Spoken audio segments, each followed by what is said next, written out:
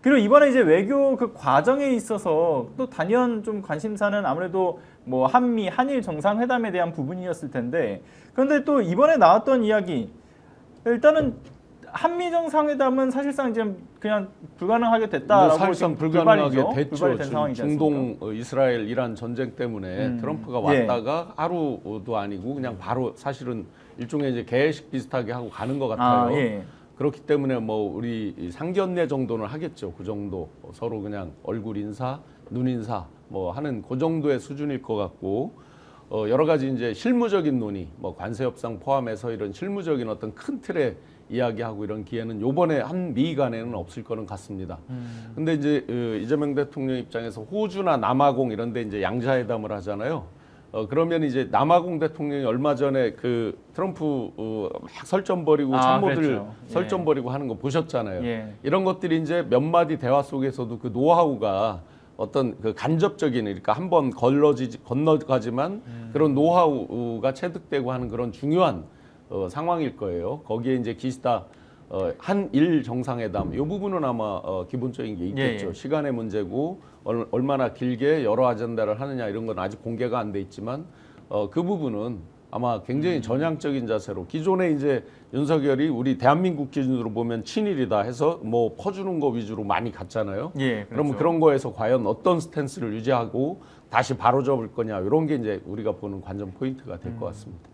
예, 그리고 이제 트럼프 대통령 이야기가 나와서 말인데, 사실 이번에 이제 잠깐 들렸다 가는 수준으로 이제 왔다 간 거 아니겠습니까? 근데 조금 의아스러운 지점들은 그거더라고요. 중동의 상황이 지금 뭐 사실 어제 오늘의 일이 아니고, 뭐 이스라엘 이란의 지금 상황은 좀 굉장히 심각한 것은 알고 있습니다만, 그런데 아무래도 그것과는 별개로 G7에 방문을 했지만 정작 자신에게 호의적인 정상들이 없어서 돌아간 거 아니냐, 이런 얘기도 좀 나오는 것 같더라고요.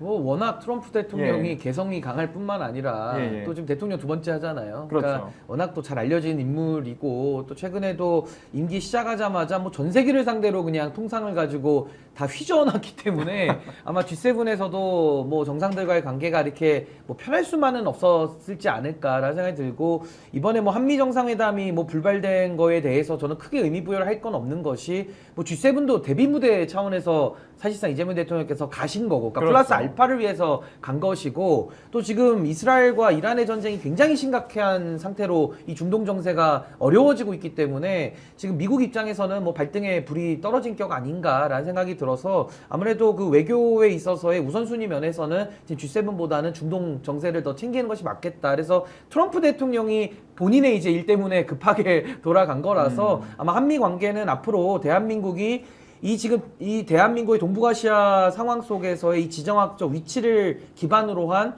이 전략적 모호성의 외교의 전략을 좀 더 수립을 하고, 그 기반 위에서 이제는 한미 관계, 또 한일 관계, 또 중국과 러시아와 북한과의 관계를 이제는 좀 종합적 입체적으로 풀어야 될 시기이기 때문에 저는 너무 이렇게 서두를 필요는 없다. 그리고 관세 문제 때문에 이게 역설적으로요, 미국이 더 급해진 면도 있어요. 그러니까 미국 입장에서 우리가 한미 동맹이니까 한미 동맹을 더 강화해야 되는데, 이번에 뭐 트럼프가 관세 때문에 너무 전 세계에서 좀 10만 원을 잃다 보니까 또 미국 입장에서도 풀어야 될 문제들이 많이 생긴 거거든요. 그래서 우리나라가 이제 앞으로는 조금 더 외교적 레버리지를 가지고, 좀 지렛대를 가지고서 좀 외교에 있어서도 국익을 좀 우선하는, 과거 윤석열 정부 때처럼 일방적 퍼주기가 아니라 좀 대한민국의 국익을 생각하는 그런 전략적인 기반 위에 외교 정책을 좀 다시 한번 재점검해야 된다, 저는 봅니다. 예. 트럼프 입장에서는 이제 국내 문제도 또 지금 크잖아요. 그렇죠. 그 상원의원이 또 민주당 의원들이 이제 저격당해서 사망하고 이런 일까지 생기고, 본인에 대한 시위가 지금 장난 아니고, 예. 엊그제 이제 이런 것들을 어떤 위력을 보여주기 위한 워싱턴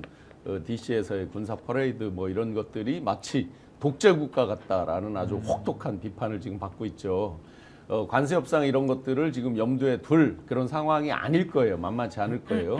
이재명 대통령께서 이야기하듯이 관세 협상 이 부분은 상대적인 딜이잖아요. 그리고 국가가 같이 연계된 딜이기 때문에 다른 나라보다 우리가 손해만 안 나면, 더 상대적 비교를 했을 때 불리하지 않으면 그러면 잘했다고 보는 거죠. 절대적으로 대한민국하고 미국이 몇 %다 이게 중요한 게 아니라 전체적인 비교 대상을 놓고 이제 어떻게 방어하느냐가 중요한 거잖아요. 그런 거에 관해서 지금 트럼프 대통령 돌아가지만 나머지 그 그 선진 각국의 정상들과 어떤 이해관계, 큰 틀의 총론적인 이해 이런 부분만 서로 교감을 해도 굉장한 성공이 될 거라고 봅니다. 네. 채팅 근데 이제 보는 과정에서 한 번씩 계속 이제 두 분에 대한 칭찬글들이 계속 이제 채팅에 달려요. 두 분 좋아하시는 팬들이 굉장히 많더라고요. 항상 같이 방송을 하면 특히나 이제 시청자분들도 꽤 계속 많이 들어오시는 것 같고요. 항상 감사드리고 제가 신용환 교수님하고 방송을 하면 제가 좀 업혀가는 게 있어가지고 교수님 워낙 내용이 많으시니까 참 좋습니다. 아유, 과찬이죠. 근데 이렇게 두 분과 함께하는 방송 여러분들 이제 계속 보고 싶으시다면 여기서 가장 중요한 포인트는 바로 구독과 좋아요로 계속해서 스픽스를 응원하시는 길이지 않은가라는 생각이 듭니다. 많은 좋아요 좀 눌러주시고요. 자, 그리고 계속 이어서 좀 말씀을 드리면 아니어도 지금 이제 한일 정상회담에 대한 이야기도 이제 앞서 나오지 않았습니까? 그러니까 뭐 생각이 드는 부분은 어쨌든 간에 이번에 방안을 이제 이시바 총리 보좌관이 하지 않았습니까? 그래서 이 안에서 이제 내밀하게 좀 나왔던 이야기들을 보게 되면 이번에 한일 정상회담을 하더라도 어떤 의지가 좀 논의가 되겠구나라는 걸 좀 짐작을 할 수 있는 부분이 있다라고 생각이 드는데 이번에 이제 보좌관이 와서 어쨌든 이 대일 외교 방향성 그 기조에 대해서 좀 살펴보려고 왔다라는 형태로 이제 이 얘기가 나온 거 한 포인트가 있었고요. 그리고 또 하나는 윤석열 정권 당시에 이제 대일 외교의 기조를 훼손하지 않고 그대로 유지했으면 좋겠다라는 식의 이야기도 나왔다라는 것으로 알고 있거든요. 그러니까 이런 걸 기조로 해서 보게 되면 결국 이 얘기가 그대로 이제 한일 정상회담에서 거론이 될 가능성이 매우 높다고 봐야겠죠. 네, 저는 뭐 한일 관계가 이게 참 가깝고도 먼 나라인데 예. 이게 정말 그동안에 그래도 대한민국의 여러 정부들이 여야를 거쳐가면서 뭐 진영 교체도 있으면서 해왔습니다만은 윤석열만큼 이렇게 한일 관계를 저는 망가뜨려 놓은 사람은 없었던 것 같아요. 예, 뭐 지금 그렇죠. 일본과의 관계를 망쳐놓은 거를 나열만 하라 그래도 한도 끝도 없습니다. 뭐 강제징용 그 문제부터 해가지고 후쿠시마 오염수도 생각이 나고 일본에 대해 가지고 이건 저자세 정도가 아니라 그냥 대한민국이 일본 아니야라는 생각이 들 정도로 이건 뭐 일본의 엑스맨 아니야라는 그렇죠. 평가를 들을 정도로 한일 관계를 완전히 망가뜨려 놓고 거의 초굴종적인 상태로 해놨기 때문에 저는 일본과의 관계는 저는 매우 간단하다고 봅니다. 교류요 더 해야죠. 근데 교류 더 하고 일본과의 친선 관계를 더 늘리는 거에 대해서는 이견을 제시할 국민이 없다고 저는 보는데 다만 일본과는 우리나라가 과거에 침략을 당한 역사가 있고 또 그 이후에도 일본이 뭐 독도에 대한 야욕을 버리지 않고 있고 또 무장에 대해서도 뜻을 버리지 않고 있는 이런 상황 속에서는 우리가 먼저 원칙을 제대로 지키지 않고 일본과의 관계에서 모든 것을 다 내주기 시작하면 저는 이거 굉장한 외교적 문제를 추가적으로 발생시킨다고 봅니다. 그래서 저는 일본에 대해서는 우리가 할 말을 정말 하고 그 전에 정권들이 유지해왔던 일본에 대해서 원칙적인 외교 이 부분을 저는 다시 한 번 더 강조를 하지 않을 수가 없고 그 토대 위에서 일본과는 뭐 가깝기 때문에 얼마든지 뭐 협력이나 이런 부분들을 할 수 있지 않을까. 근데 윤석열 정부는 그 원칙 자체를 아예 다 훼손시켜 버렸기 때문에 정말 지난 2년을 생각하면 좀 끔찍하지 않나라는 생각이 좀 듭니다. 그렇죠. 네, 한일 지금 국교 정상화 60주년입니다. 올해가 아마 옛날에 뭐 그거 많이 보셨을 거예요. 저 육사 뭐 해서 예. 6월 4일 그 1900 그게 65년인가 64년인가 뭐 육사 날짜하고 해가지고 왜 그때 학생운동 하듯이 한일 국교 정상화 이런 것들을 반대하는 것 때문에 이제 올라왔던 세대들이 있으세요. 예, 그렇죠. 60주년입니다. 그러면서 이제 지금 경제, 양국의 경제 관계, 뭐 관세를 포함하여 경제 협력체, 이런 것들을 이제 공동 협력체를 만들고 하는 것들이 굉장히 구체성 있게 물밑 접촉이 많이 이루어져 왔었어요. 기존에. 그리고 각종 원재료에 대한 어떤 그 관세라든지 가격이라든지 이런 거에 대한 수도 없는 협상이 기존에 있었잖아요. 예. 소부장 우리가 다 기억하는 그 소재, 부품, 장비 등등 관련한 이런 협의들이 쭉 왔는데 지금 완전히 이제 로봇이나 AI나 여러 가지 이제 새로운 신세계가 펼쳐지면서 그런 것들을 완전히 새롭게 설정해야 되는 단계로 와 있습니다. 그래서 아마 이번에는 한일에서는 정치적인 아젠다보다는 만약에 이제 양자회담이 이루어진다면 다자회담 말고 양자회담이 이루어진다 그러면 그런 경제에 대한 부분이 포커스가 맞춰질 거다.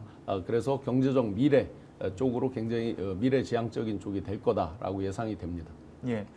여튼 이 한일 관계의 어떤 냉랭한 분위기가 지금 당장에 좀 이렇게 회복되기는 좀 어려운 부분들이 있겠습니다만 어쨌든 간에 이 이재명 대통령께서 강조하셨던 이 한일 관계에 관련된 여러 메시지들을 비교해 보면 결국은 이후에 이제 계속 풀려 나갈 거라고 좀 생각이 들어요. 특히나 예. 하나만 더 말씀드리면 이재명 대통령이 저는 외교를 잘할 가능성이 매우 높다고 예측하는 예. 이유 중에 하나가 이분이 시작부터 끝까지 실용이에요. 그렇죠. 근데 그 실용이라는 걸 외교로 바꿔보면은 국익이거든요. 그러니까 일본과의 관계에서도 국익 중심의 외교 그 전략을 아마 이제 많이 무너졌기 때문에 이제 하나부터 열까지 다 하셔야 되고 아까 말씀드린 대로 그 원칙을 바르게 세우면서도 일본과의 협력을 최대한 강화하면서 아까 우리 신 교수님 말씀하신 대로 그 경제 분야에 있어서 많은 그런 그 교류들을 나눠간다면은 저는 뭐 일본과의 외교도 잘 풀어내실 것 같다라는 기대감이 좀 많이 듭니다. 예. 그리고 이제 또 대통령께서 내놓으신 메시지도 보면은 이제 한일 간 어디까지나 협력인 것이지 뭐 안보 협력이라든가 또는 동맹이라는 메시지가 나왔던 윤석열 정권과는 확연한 좀 차별점을 두고 있지 않습니까? 그러니까 위험한 얘기들은 이제 거론하지 않는 것으로 이제 매듭을 지은 모양이고요. 또 하나는 이제 고개를 숙이지 않고 손을 내미는 외교 기조를 좀 가지고 가겠다라는 것인 만큼 아무래도 뭐 일단 지금 첫 술에 배부를 수는 없겠습니다만 앞으로 좀 계속된 어떤 한일 관계 변화가 좀 충분히 이뤄질 가능성은 높다 이렇게 좀 생각이 듭니다. 오늘 방송 어떠셨습니까? 마음에 들었다면 구독, 좋아요로 스픽스를 응원해 주십시오. 여러분들의 구독, 좋아요는 가장 큰 힘이 됩니다. 스픽스 구독, 좋아요.